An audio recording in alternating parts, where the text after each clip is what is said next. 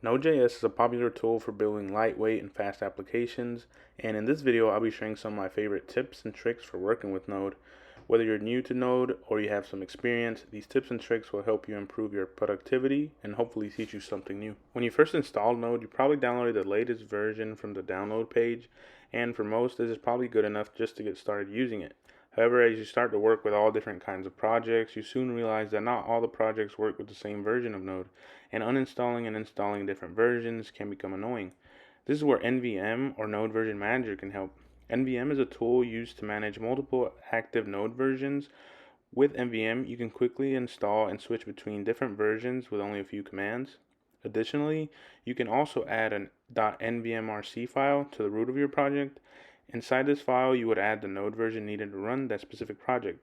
Then, in your shell configuration, whether it be bash or zsh, you can add a script found in the nvm repo, which will automatically switch node versions for you whenever you're in a specific project.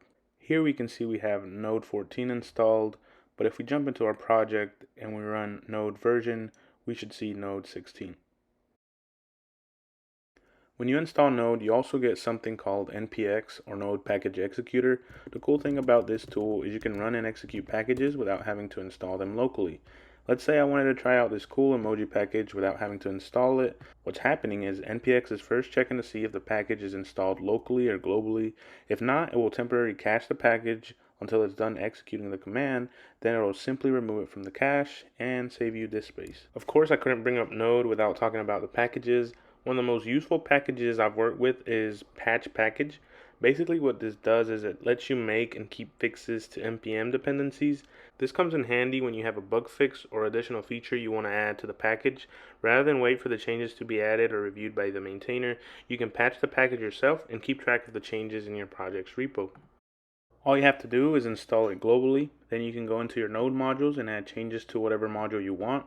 After this, we run the command patch package followed by the name of the package or module you just changed. This generates a folder called patches, which holds your changes for that particular version of the package. And that's it. Next time you install your node modules, you would run patch package again, and it should add all your patches to your packages. But that's going to do it for this video. Hope you learned something new. Thank you very much for watching, and until next time.